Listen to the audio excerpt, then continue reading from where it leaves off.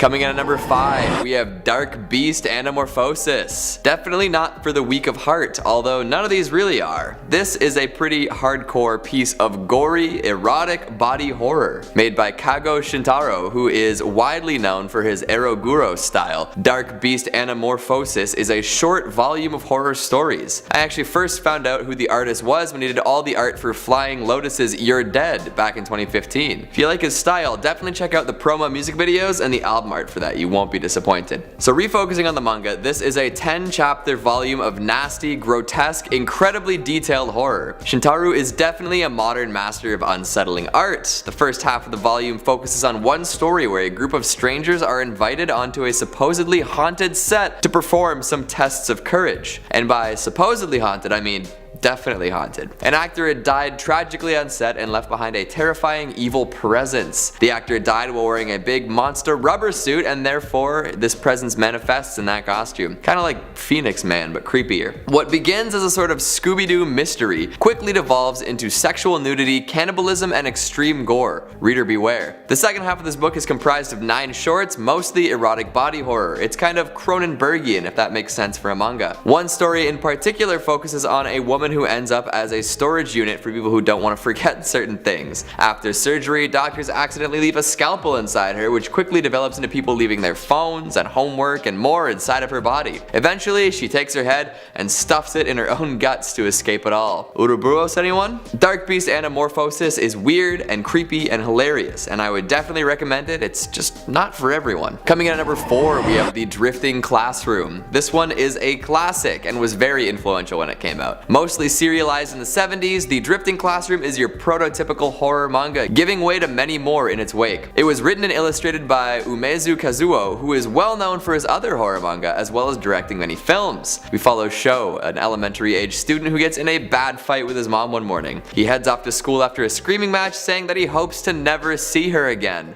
Uh-oh. Later that day, the entire school is mysteriously teleported into a post-apocalyptic wasteland, and it's up to the kids to survive. Sure, a couple teachers are teleported along with them, but they're pretty much immediately rendered useless. One of them goes on a killing spree and murders the rest of the teachers, and another barricades themselves in the cafeteria. This puts the kids in a Lord of the Flies situation, and of course this doesn't work out too well. Kids can't really govern very well. The students do band together, and they manage to survive with some semblance of dignity, but it doesn't go well for everyone. Many die in horrifying situations, and others decide they don't want to abide by the group's rules. Good riddance. They learn that the school has actually been transported into the future, and that the world has basically been depopulated at this point. Food and water become scarce, and a deadly plague sweeps through the school. All of this sows further dissent amongst the students and pushes them towards madness. Thankfully, one of the students, Nishi, has the latent psychic abilities to allow her to communicate with Sho's mom in the past. Through this link, they are able to acquire supplies from the past and survive for longer. By the way, there are a bunch of terrifying mutants and a cult dedicated to worshipping a one-eyed god. The Drifting Classroom employs cosmic horror extremely effectively and has a stunningly effective way of portraying brutality among the cast of mainly children. It's well paced with a lot of memorable characters, which is surprising because of how many there are. And although it may be outdated by today's standards, it remains a chilling horror manga classic. Filling out our number 3 spot, I Am a Hero. It's like zombies, but different. I Am a Hero has been called Japan's answer to The Walking Dead, which is actually a pretty fair comparison. We follow Hideo Suzuki, a 35-year-old man with a dead-end manga assistant job. They always tend to insert themselves, don't they? He spends most of his time daydreaming and talking with himself and has a strained relationship with his supportive girlfriend. The only reason he's ready for a zombie apocalypse at all is his love of guns. He is an experienced gun enthusiast and owns a hunting shotgun, which is something that's actually pretty rare in Japan. So when the disease ZQN breaks out, he's at least a little bit ready. Hideo runs for his life and meets all sorts of strangers doing the same along the way. It follows a pretty standard Outbreak story structure, beginning with chaos, then the protagonists finding a safe haven, they chill for a bit, and then the safe haven gets ruined, and you repeat that, so on and so forth. Describe these things as zombies so far, but that's not exactly true. They are zombie-like in the way that they are violent, homicidal, terrifying, and infectious, but they don't look like traditional zombies. Instead, these are terrifying, shambling, fleshy masses that can sometimes fuse together to make even larger, scarier monsters. They're pretty wicked, I'm not gonna lie. It's a very Japanese design too, taking the familiar human form and perverting it in expert ways. These freaks of nature feel no pain and therefore can continuously function at peak human strength. They love to run full tilt into folks to snag a quick nibble, effectively transforming those people into ZQN monsters as well. However, the zombies retain some of their human features, which can make them scarier, and sometimes even some of their memories. It makes for some formidable freaks and heightens the scare factor by multitudes. I Am a Hero was so popular it even got made into a live-action film in 2015 and spawned 3 different spin-off manga about the outbreak in different areas. It really and truly is an alternative reality Walking Dead. In at number 2, Parasite. You like worms? Well, parasites got worms, lots of them, and they'll creep into your brain through your nose. Sounds fun, right? This is an alien invasion story in which the aliens are worm-like parasites who want to take over human hosts by entering their brains. Think Invasion of the Body Snatchers, but with drill-headed phallic monstrosities. Our main character Shinichi wakes up as one of these aliens is attempting to take over his brain, which causes it to panic and burrow into his arm. His right arm, right?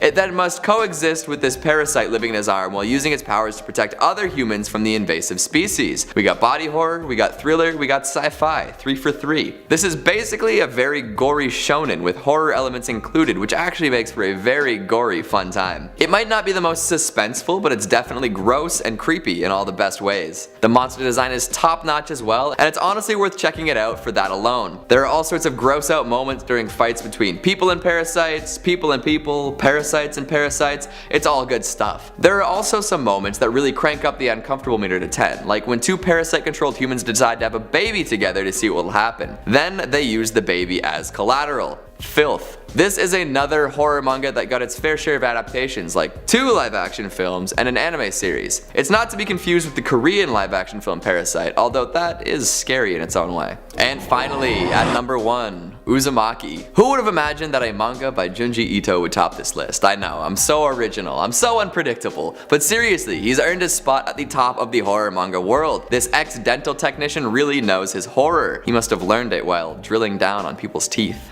Yuck. If you didn't know, Uzumaki means spiral. The manga takes place in a town where everyone is becoming obsessed with these swirly symbols. The town is absolutely infested with them. They manifest everywhere, from blades of grass to clouds to pottery to whirlpools. The folks living there start to become obsessed, starting small by constantly observing and fixating on the patterns and designs until they start to manifest physically in those people. The main character's dad actually twists himself into a grotesque human spiral and fits himself into a small tub. Looks kind of like a cinnamon roll with a face. Not as cute as you think. Other human spirals involve a girl's hair taking on a life of its own, a boy growing a spiraling snail shell, and a twisty scar boring into a woman's head. These are all rendered in beautiful, precise, terrifying art. Ito's style is stylized without becoming gaudy, and the body horror manifests on humans that look realistic to begin with. This does a lot to build up a very creepy mood. Spirals are used as a symbol of cosmic horror in Uzumaki. The humans in the story can't comprehend why they're so compelling, and there's no way to know the reason why they're causing people to change in the way that they do. It's a great visualization of the unraveling mind. Ito actually wanted to make a story about strange changes that would occur to people living in very long, traditional Japanese terraced houses based on experiences of living in one as a child. Then he gained inspiration from the appearance of a mosquito coil and began to study spirals very closely. He would stare at them and research them and eat food with spiral patterns and drain water from his tub and raise snails, all to try and learn the secrets of the spiral. Kinda sounds like he was becoming one of the characters from his story.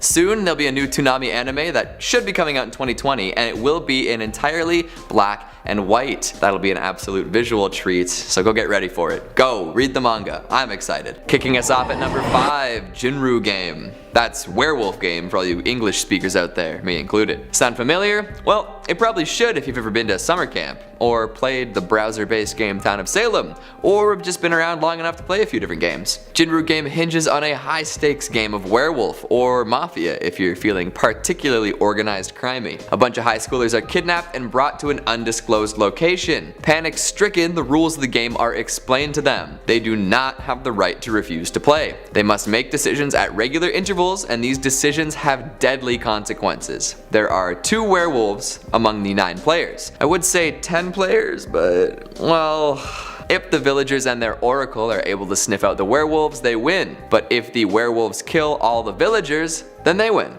Democratically decided executions daily, monstrous murders nightly. Oh yeah, classic. Immediately, mind games begin as the group is told that the werewolves are experts of deception. Everyone is on edge, trying to finagle a way to survive. To make things even more insane, each person supposedly has a grudge on someone else, whether it was someone stealing from them and putting their business out of business, or performing a hit and run, ending their sports career. It's all bad news. Now, the mind games and the terrifying setup are just one part of what makes Jinrou Game so scary. The other part is the grisly murders that happen so often. The gore does not hold back, with people's heads being separated from their bodies via expanding dog collar or having their dome caved in by a fire axe. And that's just in the first little bit. The players often have to murder their mark themselves, making murderers and accomplices of each and every one of these poor high school students. Paranoia sets in and many bloody blitzes ensue. A wicked time indeed. Rolling in at number 4, Pupa.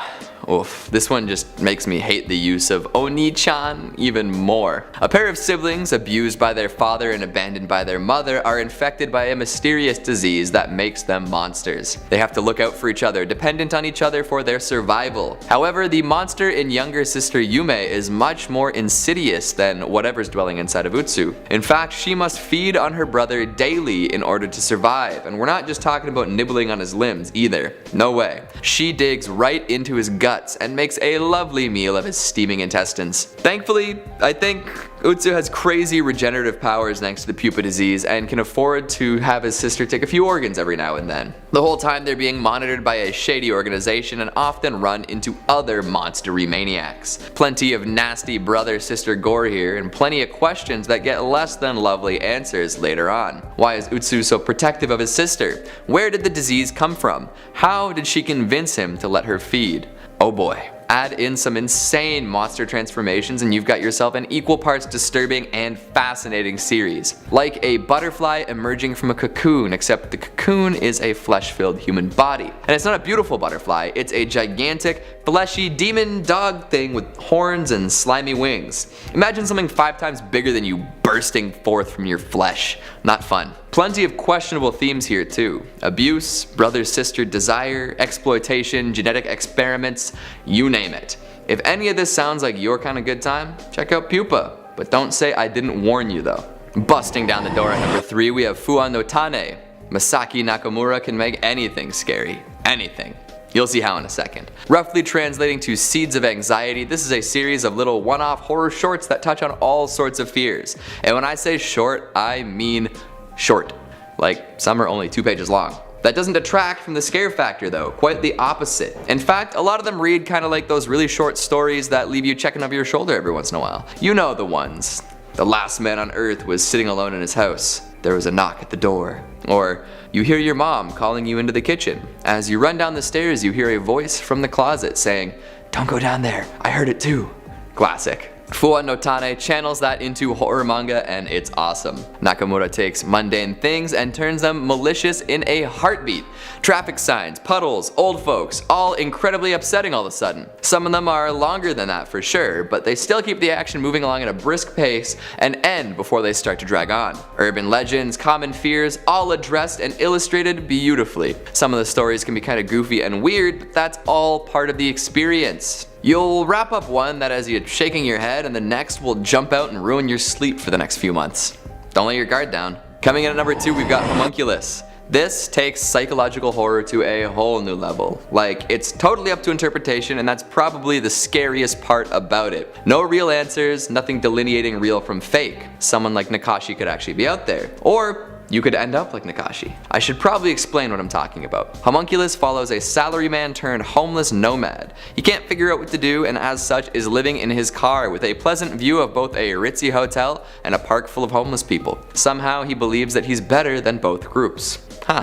In exchange for a very hefty sum of money, Nakashi signs up to be a lab rat of sorts. He becomes a trepanation test subject. Trepanation is the practice of drilling holes in one's skull. It used to be believed that doing so would increase blood flow, relieve pressure, and open up the person's sixth sense. It's illegal, but that's not going to stop these two. So Nakashi goes through with the procedure and ends up being able to see homunculi, or the real representation of people, the hidden side of their psyche. Often these are hideous, desire-ridden abominations, showing off the depravity and self-centeredness of people at large. Upon gaining this power, Nakashi's ego is fed even more so. He sees himself as better than everyone, especially now that he can see their terrifying inner selves. As his abilities fade, he opts to perform the skull-screwing procedure on himself to get them back, causing him to fall deeper into the darkness. This leaves the reader with a lot of questions, none of which that are explicitly answered. Is Nakashi really seeing the homunculi, or is he hallucinating it as a side effect of the procedure? Are these accurate representations of people, or just how he sees them?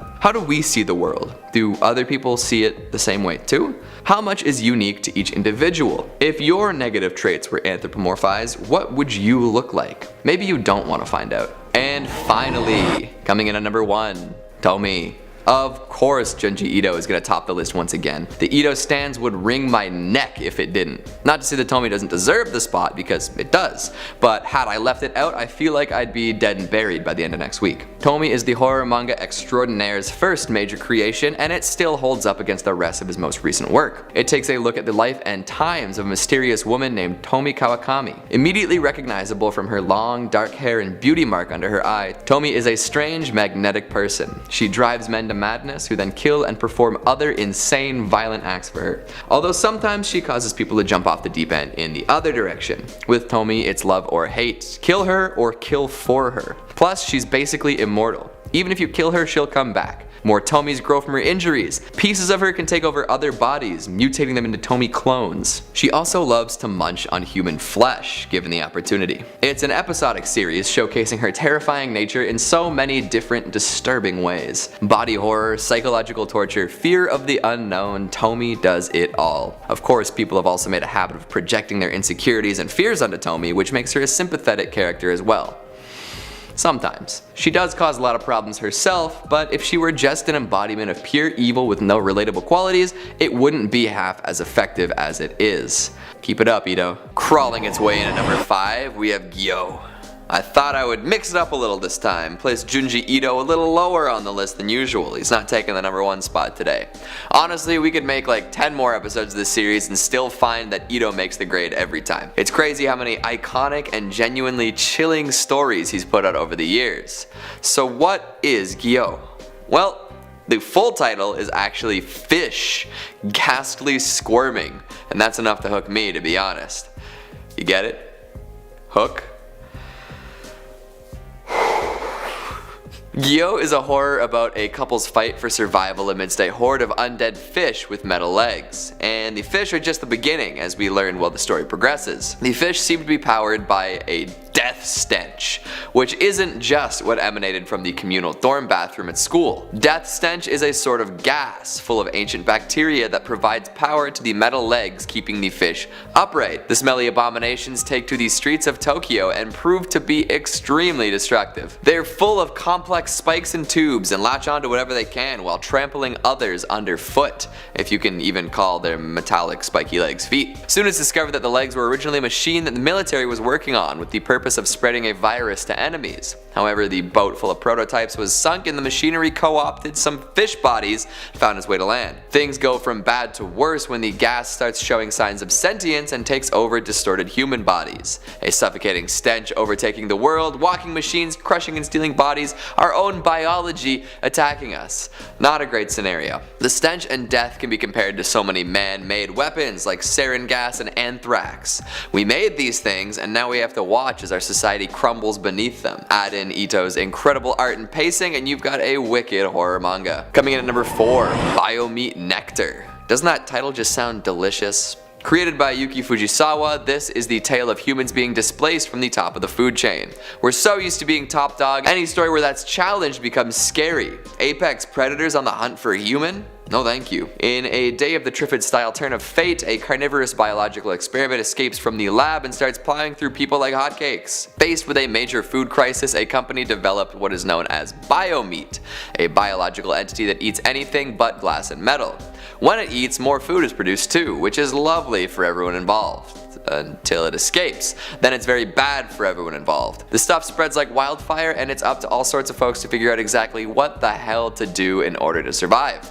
Our protagonist figures out how to fight against it, and the manga becomes sort of shonen-ish at points. But don't worry, because it's still plenty full of gnarly people eating. Most of the time, the people being chewed upon don't even notice until it's too late. They just see the weird little grubbin munchin' and are sort of confused.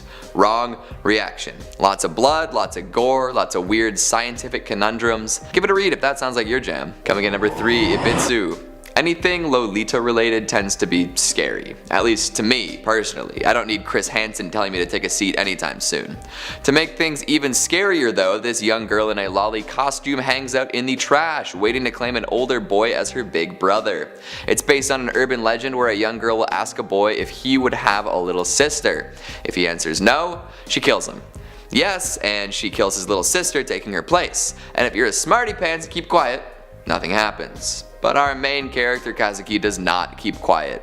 Unfortunate. We open on this scenario unfolding, and soon enough the demon Lolita is forcing her way into Kazuki's life day after day. She breaks into his house to watch him sleep, she tracks garbage and goo around, and attacks his friends and family. Sounds like she's totally weird and evil, but there's also bits of goodness. She appears to truly want to be a good little sister, even if her view of this is warped and wrong. Is she a purely malevolent force, or a victim of circumstances warped by events beyond her control? The moral gray area makes the terrible acts she commits even worse, as it has you holding out hope for the little bit of human left within. The art is quite good too, with shapes becoming more distorted and creepy whenever the Lolita's around. If you're willing to look past the demon lolly, there is a very creepy and effective horror manga waiting out there for you. Coming at number 2, Gants. Oh, this one's famous. And famously gory, sexual, and over the top too. In this futuristic horror by Hiroya Oku, we follow some recently deceased people as they are made to play a game involving hunting down and killing aliens. To help them with this task, high-tech weapons are provided to everyone. Skin-tight bodysuits too, for definitely not lewd purposes. Gantz is known for its heavy violence and sexual themes, with plenty of nudity, ridiculous bloodshed, and gore all throughout. While it is highly disturbing, it also has some sly commentary about the morality of violence, with a fair deal of quality character development and high stakes from the start. The story stays pretty consistently engaging throughout, although there are some low points. But there is one thing that is always on point: the monsters. Think Resident Evil mixed with The Thing, with plenty of Japanese demons to boot. They're all brutally cool, with plenty of potential for insane, flesh-rending fights. My favorites are the ones that are basically amalgamations of human parts. Body horror with a slash of, oh my god, they took that person's friend and perverted their body. Plus there's flesh demons with skull heads, dinosaurs, and more. Nothing is sacred in the world of Gantz. Anything pure and beautiful will likely be ruined. Innocents will be made to suffer before being eviscerated, corpses will be piled upon corpses, and organs will be mixed up with other organs. It's brutal, it's wicked, it's something else entirely. And finally at number 1, PTSD Radio. Another repeat author from another episode. Remember Fua Notane by Masaki Nakayama? Well, Nakayama is back with another anthology of bite-sized horror manga. I go crazy for this stuff. I love how compact and creepy it can be. It's all the scares of other horror manga without the potential for the story going on too long and bogging the whole thing down. This is AERN, BBC PTSD Radio. No tuning necessary. Throughout all the short stories presented here, we meet a whole bunch of recurring characters. Sometimes we meet them as they die and get filled in on what kind of person they were later. Like in Fua Notane, there is plenty of horror happening during regular day-to-day activities. It makes mundane things super creepy, whether that's getting groceries or walking past a monument. Also, hair takes center stage here, so if you don't like hair, then this will make you want to jump out of your skin and never put it back on. Not everything makes sense either, adding to that sort of hazy dread that hovers over every story. Sometimes it feels a little fever dreamy, sometimes a little Twin Peaky, sometimes a bit Jeff Vandermeer-y, and the art drives it all home. Everything is rendered in a hyper-realistic style with crazy detailed pieces. Close-ups of warped faces with gross proportions really add to the terror, and Nakayama really shows off their ability to make the human body terrifying. Even the environments are fantastic and detailed, which makes it even scarier when something appears where it shouldn't be. If you're looking for some very modern, very scary, very easily consumable horror manga, look no further. This has been PTSD Radio. We're signing off.